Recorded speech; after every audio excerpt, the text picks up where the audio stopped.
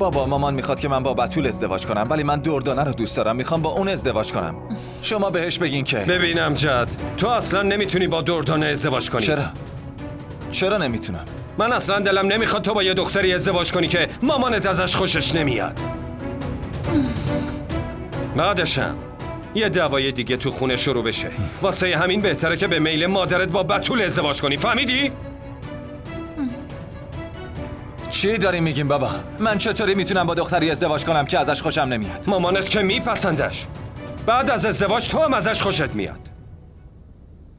تو فامیلمونم رسم نیست با کسی که دوستش داریم ازدواج کنی. نه من نمیتونم این کارو بکنم. من فقط با دردانه ازدواج میکنم. نشنیدی چی گفتم؟ همین که ما میگیم تو باید با بتول ازدواج کنی. فردا من و مامانت میریم ازش خواستگاری میکنیم. فکر اون دخترم از سرت بیرون کن. با هیچ کس دیگه جز دردانه ازدواج نمیکنم.